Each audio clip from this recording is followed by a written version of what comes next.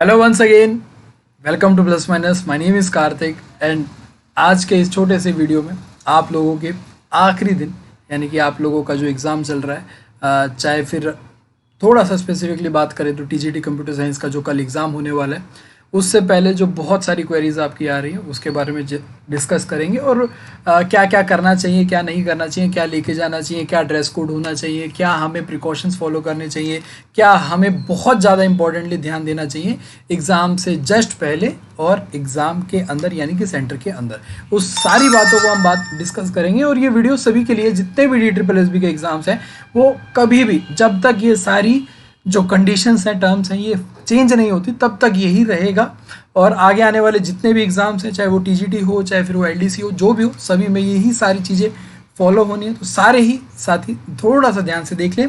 और TGT computer science वाले जितने साथी थे वो हमारे कल एग्ज़ाम देने जा रहे हैं, तो उनको सबसे पहले तो ऑल द वेरी बेस्ट। और छोटी मोटी जो चीज़ें हैं वो ध्यान में रखना, डिस्कस करते हैं। सबसे पहले तो हम ड्रेस कोड की ही बात कर लेते हैं, सब बॉयज़ की बात कर लेते हैं, लड़कों की बात कर लेते हैं। तो किस्सा क्या बहुत ज़्यादा, क्योंकि उसमें एडमिट कार्ड में लिखा हुआ है कि ड्रेस कोड फॉलो करो, और ड्रेस कोड सच में ये बात है कि ड्रेस कोड फॉलो करनी है। आप भी बहुत सारे साथियों को ऐसा देखोगे जो ड्रेस कोड फॉलो नहीं कर रहे होंगे, और फिर वो अपना, लड़कों की बात कर रहा हूँ, बिना शर्ट के या फिर शर्ट कटवा के अपना एग्जाम दे रहे होंगे। तो इस चीज़ में DSSS भी थोड़ी सी सख्त है, वो नहीं सुनेगी। और एग्जाम से पहले बहसबाजी भी नहीं करनी है, अपना माइंड कूल रखना है। तो शर्ट पहन सकते हैं, बिल्कुल पहन सकते हैं, बट हाफ स्लीव्स की, full sleeve shirt not allowed. अगर शर्ट में बटन बड़े हैं वो भी नॉट अलाउड। तो हम शर्ट पहन सकते हैं, बिल्कुल पहन सकते हैं, बट हाफ स्लीव्स की, फुल स्लीव्स नॉट अलाउड। ठीक है, टी शर्ट पहन सकते हैं, बिल्कुल पहन सकते हैं, जीन्स पहन सकते हैं, बिल्कुल पहन सकते हैं, पैंट पहन सकते हैं, बिल्कुल पहन सकते हैं, शॉर्ट्स पहन सकते हैं, जी हाँ शॉर्ट्स पहन सकते हैं। शूज पहन सकते हैं नहीं, अगर आप पहन के जाओगे तो वो आपके शूज उतरवा लेंगे। इससे अच्छा आप स्लीपर्स पहन के जाओ, सैंडल्स पहन के जाओ, या फिर सैंडल पहन के जाओ। सैंडल भी वो बहुत बड़ी हील वाले सैंडल नहीं होने चाहिए, नॉर्मल से सैंडल होने चाहिए। ठीक है, क्या घड़ी, कोई भी घड़ी हो, डिजिटल एनालॉग कोई भी घड़ी हो, आप नहीं डाल के अंदर जा सकते। कोई बहसबाजी नहीं होगी, वो उतरवा लेंगे और उनकी जिम्मेवारी भी नहीं होगी। ठीक है, ऑर्नामेंट्स पहन सकते हो, कड़ा वड़ा या फिर आप कुछ भी पहनते हो, नहीं पहन सकते। कोई भी मेटल की चीज़ अंदर नहीं जाएगी। यहाँ पे एक चीज़ और लिखना मैं भूल गया, क्या बेल्ट पहन सकते हैं? बेल्ट भी वो नहीं पहनने देंगे, क्योंकि उसमें जो बक्कल होता है वो हमारा मेटल का होता है, वो वहाँ पे नॉट अलाउड हो जाएगा, बेल्ट नहीं पहन सकते। ठीक है, किसी भी प्रकार की बेल्ट मत पहनना। अपना लोअर पहन के, यहाँ पे लोअर भी लिखना रह गया, तो लोअर आप पहन सकते हो, बिल्कुल आप पहन सकते हो, लोअर में कोई वो नहीं है। अपना कंफर्टेबल होके जाओ, नॉर्मल क्लोथ पहन के जाओ। वहाँ पे एक चीज़ लिखी हुई थी, लाइट क्लोथ। लाइट क्लोथ का मतलब ये नहीं है कि लाइट कपड़े, रंग वाले, कोई भी रंग हो सकता है आपका, काला पीला नीला हरा कोई भी रंग हो सकता है, उससे कोई मतलब नहीं। उन्हें लाइट क्लोथ्स मतलब हल्के कपड़े पहनने चाहिए, भारी भरकम कपड़े जिसमें उनके हिसाब से कोई इंस्ट्रूमेंट वगैरह छुप के अंदर ना जाए, ऐसे कपड़े नहीं होने चाहिए। ठीक है, तो आप लोअर पहनो, शॉर्ट्स पहनो, पैंट पहनो, जीन्स पहनो, कुछ भी पहनो, बट वहां पे बेल्ट नहीं होनी चाहिए। ठीक है, दूसरी बात यहाँ पे करेंगे, ऑर्नामेंट्स भी नहीं होने चाहिए। क्या चाबी अलाउड होगी अंदर? नहीं होगी। आप कोई भी व्हीकल से अगर जाओगे तो चाबी वो बाहर रख लेंगे। ठीक है, उसके बाद क्या पर्स अलाउड होगा? वो भी नहीं होगा। अब पर्स में रखी हुई जो चीजें हैं, पैसे वगैरह, वो आप अंदर ले जा सकते हो। और मनी में भी सिर्फ क्या अलाउड होगा? नोट्स अलाउड होंगे, क्वाइन अलाउड नहीं होंगे। तो सिक्के अलाउ नहीं करे जाएंगे, बैग भी अंदर नहीं ले जाया जाएगा। अगर किसी सेंटर में रखने की फैसिलिटी होगी तो वो रखेंगे, नहीं तो सेंटर्स के बाहर जो शॉप्स होती हैं वो अपना वहाँ पे आप कुछ पैसे देके वहाँ पे रखवा सकते हो। ठीक है, तो मोबाइल वगैरह तो सबको पता है वो ऐसे ही नहीं जाता है अंदर। तो यहाँ पे पैसों में भी नोट्स अलाउड होंगे और क्वाइन अलाउड नहीं होंगे। तो ये समझ में आ गया कि क्या ड्रेस कोड है। सारी चीज़ें लड़कों की क्लियर होगी। लड़कियों में थोड़ी सी ज़्यादा दिक्कत थी कि भाई हमें, क्या हम सूट सलवार ही पहनेंगे, क्योंकि वहाँ पे लिखा हुआ था सलवार ट्राउज़र। तो क्या सिर्फ सूट सलवार पहनना है? ऐसा कहीं नहीं है, ऐसा कुछ भी नहीं है। अगेन शर्ट टी शर्ट का सिमिलर पैटर्न है कि भाई आप शर्ट पहन सकते हो हाफ स्लीव्स की, हाफ स्लीव्स की। ठीक है, full sleeves not allowed. Big button जो हैं वो बड़े नहीं होने चाहिए, नॉर्मल बटन होने चाहिए। टी शर्ट पहन सकते हो, बिल्कुल टी शर्ट टॉप बिल्कुल पहन सकते हो, सूट पहन सकते हो, कोई दिक्कत नहीं होगी सूट पहनने में, बिल्कुल सूट पहनिए। But again half sleeves, full sleeves का आपका कुर्ता नहीं होना चाहिए, या फिर आप लोग कुर्ती पहन के जा रहे हो तो उसमें भी फुल स्लीव्स नहीं होनी चाहिए, वो कट कर देंगे, सीजर से कट कर देंगे, तो आप अपने कपड़ों को नहीं कटवाना चाहेंगे। तो प्लीज़ हाफ स्लीव्स ही पहन के जाइए। ये देखेगा, आप खुद देखना वहाँ पे एग्ज़ाम से पहले जो एक वैसे ही आपका माइंड थोड़ा सा एग्ज़ाम की तरफ होता है और उस टाइम पे ऐसी बातें होना, तो वो गलत ही हमारा इम्पैक्ट रहता है, उसमें हमारा माइंड डाइवर्ट ही होता है। जीन्स अलाउड है लड़कियों के लिए, बिल्कुल अलाउड है। ट्राउजर्स अलाउड है, बिल्कुल अलाउड है। शॉर्ट्स अलाउड है, बिल्कुल अलाउड है। शूज़ नहीं अलाउड, शूज़ यहाँ पे लड़कियों के लिए भी नहीं अलाउड होंगे। स्लीपर्स अलाउड हैं, सैंडल्स अलाउड हैं, नॉर्मल से जो सैंडल्स होते हैं वो अलाउड होंगे यहाँ पे हमारे। ज़्यादा बड़ी हील नहीं पहनना, आप आराम से कंफर्टेबल होके, देखो 2 या 3 घंटे का एग्जाम होता है, तो 2 घंटे जिसमें आप नॉर्मल कंफर्टेबल होके बैठो वही पहनो। मैं तो वही कहूँगा कि आप अपना लोअर टी शर्ट में जा सकते हो, सलवार सूट पहनते हो तो उसमें जाओ, अपना बिल्कुल हाफ स्लीव्स पहन के, कोई दिक्कत नहीं होने वाली है। घड़ी अगेन नहीं, कोई भी ऑर्नामेंट नहीं होना चाहिए किसी भी प्रकार का, तो ये लड़कियों के लिए खास तौर पर ध्यान रखने वाली बात है। वही पर्स नॉट अलाउड, मनी पैसे अब लड़कियां ज़्यादातर लेके नहीं जाती हैं, अगर लेके जाएंगी तो उनके लिए भी वही सिमिलर चीज़ है। नोट्स अलाउड हैं और कॉइन अलाउड नहीं है। तो यहाँ पे ये सारी चीज़ें थी। ड्रेस कोड दोनों की, लड़कों की और लड़कियों की, क्लियर हो गई होगी। अगेन कंफर्ट पे अपना ध्यान दो, वहाँ पे आपको कोई ऐसी दिक्कत नहीं होने वाली है। Comfort with half sleeves, full sleeves मत पहनना। लड़के आप बहुत देखोगे बेचारों की शर्ट उतरवा ली जाएगी तो वो बिना शर्ट के एग्ज़ाम दे रहे होंगे, और क्या फिर उनके अंदर होगा कि भाई मैं शर्ट को कटवा दूं, तो वो शर्ट कटवा के अपना एग्ज़ाम दे रहे होंगे। ऐसे ही लड़कियों के साथ भी वो कोई वो नहीं करेंगे, हमदर्दी नहीं दिखाएंगे। स्लीव्स कट होंगी तो वो कट होंगी, ठीक है। या फिर वही बात है कि बहसबाजी करना नहीं, कि फोल्ड करके टेप लगा दो, तो वो चीज़ उससे अवॉइड करना है, उससे अवॉइड करना है हमें। क्यों हमें एग्जाम से पहले ये सिरदर्दी वहाँ पे लेनी है, ठीक है। आगे चलते हैं। तो थिंग्स टू कैरी, क्या क्या हमें लेके जाना है। एडमिट कार्ड लेके जाना है। एडमिट कार्ड हमारा ब्लैक एंड व्हाइट हो सकता है, बिल्कुल हो सकता है।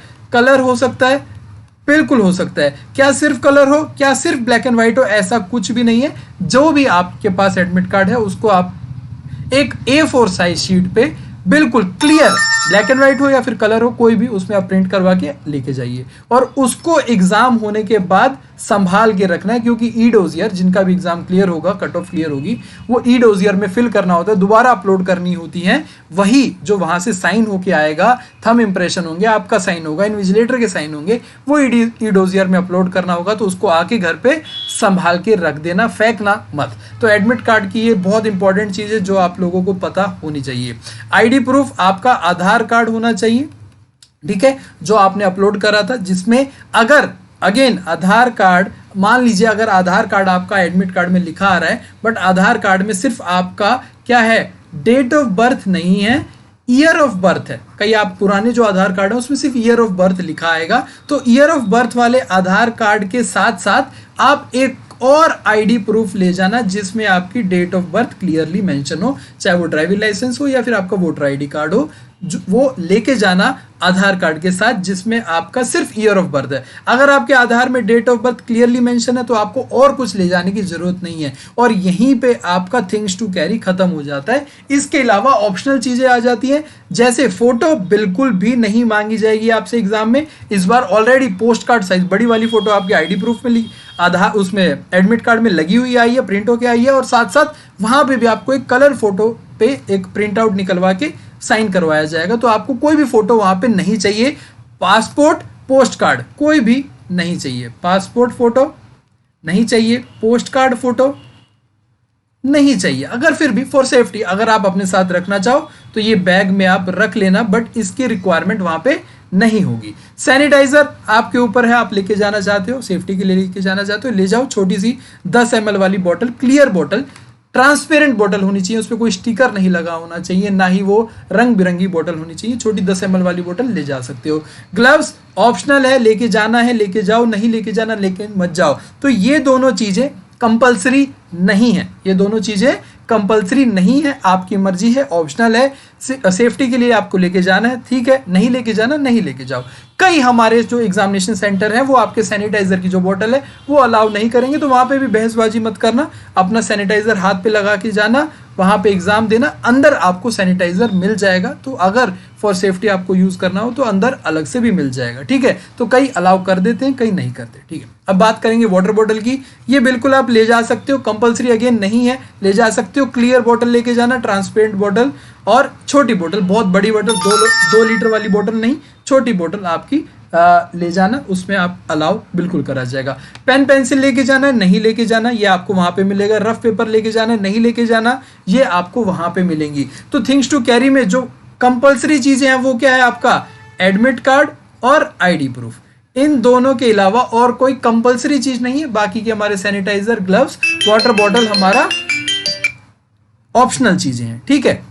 आगे चलते हैं, आगे बात कर लेते हैं मोस्ट इंपॉर्टेंट बात जो बहुत ज्यादा इंपॉर्टेंट है, एग्जाम सेंटर में टाइम पर पहुंचना। जो आपका गेट क्लोजिंग टाइम है, जो आपके एडमिट कार्ड पे गेट क्लोजिंग टाइम लिखा हुआ है, उससे पहले ही पहुंचना है। उससे अगर आप 1 या 2 मिनट लेट भी जाओगे तो एग्जाम सेंटर में अलाउ नहीं करा जाएगा, चाहे फिर आप कितना ही कितना ही उनसे रिक्वेस्ट करो, नहीं अलाउ करा जाएगा। तो गेट क्लोजिंग से पहले ही आपको वहां पे पहुंचना है, शांति से पहुंचना, चाहे आप 1 घंटा पहले पहुंच जाओ पर गेट क्लोजिंग से पहले पहुंच जाओ। ये मोस्ट इंपॉर्टेंट चीज है, इतनी तैयारी आपने करी है, आप इस मामले में नहीं करना चाहते कि एग्जाम देने जाओ और गेट बंद हो जाए, तो ये खास तौर पर ध्यान रखना कि गेट क्लोजिंग टाइम से पहले पहुंच जाना, ठीक है। और उसके बाद एक और चीज यहाँ पे निकल के आएगी, वो मैं आपको बताता हूँ। अब एग्जाम सेंटर में अभी तक जो पहले की जरूरत थी वो पूरी हो गई, अब एग्जाम सेंटर पहुंच गए टाइम से पहले। अब एग्जाम के अंदर हमें क्या क्या चीजें करनी है, क्या क्या नहीं करनी, dos and don'ts in exam centre. Centre के अंदर टाइम मैनेजमेंट सबसे मेजर रोल प्ले करेगा। सबसे पहले आपको पता होना चाहिए कि 20-20 क्वेश्चंस के सेट मिलेंगे आपको, सेक्शन मिलेंगे 20-20 क्वेश्चन के। अगर आप टीजीटी एग्जाम देने जा रहे हो तो आपको 10 सेक्शन मिलेंगे, पीजीटी देने जा रहे हो तो आपको 20 सेक्शन मिलेंगे, ठीक है। 300 नंबर का होता है, उनका 200 का होता है।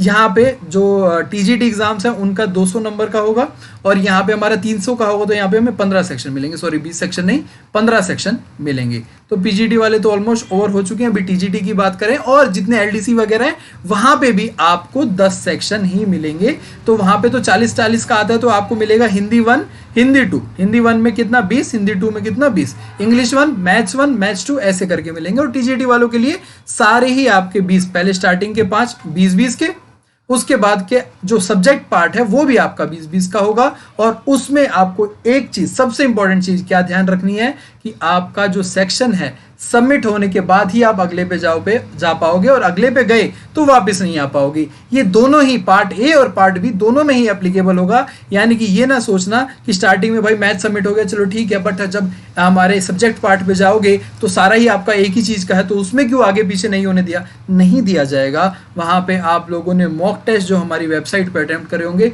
हूबहू उसी पैटर्न पे ये एग्जाम लिए जाएंगे, क्योंकि हमने वही पैटर्न मॉक टेस्ट में फॉलो करा था, ठीक है। तो ये टाइम मैनेजमेंट आपका इंपॉर्टेंट है। जो चीज आपको ज्यादा लग रही है, जैसे रीजनिंग की अगर बात करेंगे तो रीजनिंग में कुछ क्वेश्चन ऐसे दिखेंगे जो आपका बहुत ज्यादा टाइम वेस्ट करेंगे और 1 मार्क्स के लिए करेंगे, तो आपको स्किप कर देने हैं वैसे क्वेश्चन। जो नहीं आते हैं उसको स्किप करना है, नेगेटिव मार्किंग से बच के रहना है। अनएक्सपेक्टेड पेपर की जो रिव्यूज आ रहे हैं कि थोड़ा बहुत अनएक्सपेक्टेड पेपर आ रहा है तो नेगेटिव मार्किंग से बचना है, स्किप करना है। टाइम मैनेजमेंट आपका सिलेक्शन करवाएगी। तो मॉक टेस्ट जिसने भी दिए हैं उसके लिए थोड़ा सा बेटर रहेगा। उसको भी ऐसा नहीं है कि उसका हो जाएगा, उसको भी वहां पे जाके भी वो प्रोसेस फॉलो करना है टाइम मैनेजमेंट का। बहुत से लोग कह देते हैं कि मैंने तो बोला था मॉक टेस्ट दिया होता तो हो जाता, ऐसा नहीं होता यार। मॉक टेस्ट देने के बाद भी वहां पे आपका माइंड कैसा चल रहा है उस पे आपको ध्यान रखना है। टाइम मैनेजमेंट वाली चीज बिल्कुल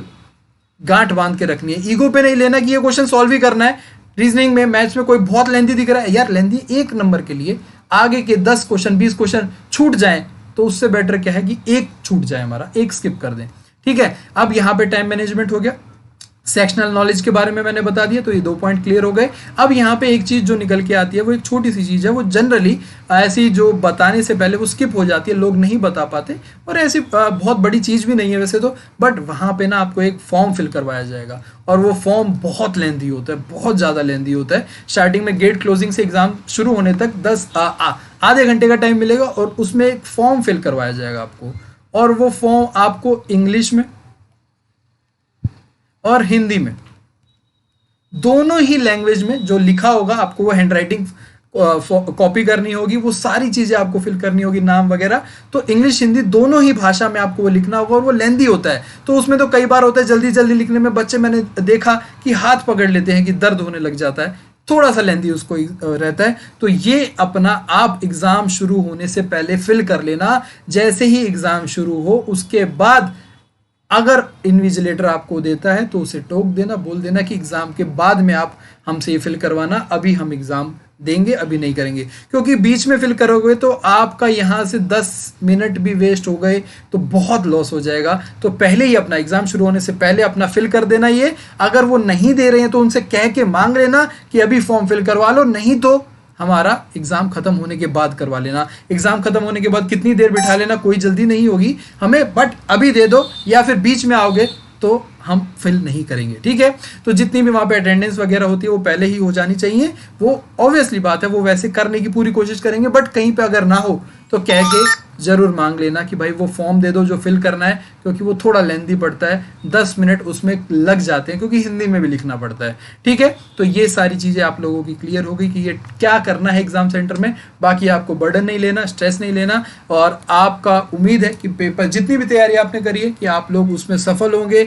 आप बहुत अच्छी मेहनत करके जा रहे हो एग्ज़ाम में, बहुत लगन से, इतने दिनों के इंतज़ार के बाद आप एग्ज़ाम देने जा रहे हो, तो उम्मीद है कि आप लोगों का पेपर बहुत अच्छा हो, और आप अपने जो लक्ष्य, जो आपने एम सोचा था, उसमें आप लोग बिल्कुल अचीव कर पाए। तो wish you all the very best. और आप लोग ऐसे ही हमारे चैनल के साथ जो जुड़े, जिनका कल एग्ज़ाम हो जाएगा वो अपना कुछ और चीज़ों में लग जाएंगे, तो बहुत बहुत धन्यवाद अपना साथ इतने दिनों तक हमारे साथ बनाने के लिए। तो आपका और हमारा जो ये सफ़र था, अगर आगे कंटिन्यू होता है तो वो अलग बात है, बट जो लोग अब कुछ और करने लग जाएंगे तो वो, और मोस्ट प्रोबेबली अगर जिनका पेपर क्लियर हो जाएगा तो फिर वो खुद टीचिंग में लग जाएंगे, तो उनका और हमारा जो सफ़र था वो जो वर्चुअल मीटिंग का था, भगवान ने चाहा तो एक जब सिलेक्शन हो जाएगा आप लोगों का तो रियल में मीट करेंगे, हम लोग मीटअप करेंगे। और बाकी बहुत बहुत धन्यवाद, आप लोगों ने अपना टाइम निकाला, ये कुछ जो जानकारी थी वो मेरी अपनी तरफ से बताने की पूरी कोशिश करी है। अगर कोई रह गई हो जो आप लोगों को पता है कि ये नहीं बताया, तो आप लोग कमेंट कर दो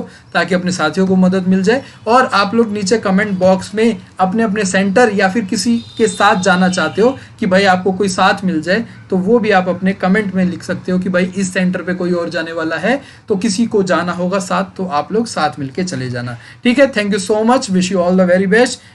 आप लोगों का एग्ज़ाम बहुत अच्छा हो। बाय बाय, टेक केयर, जय हिंद।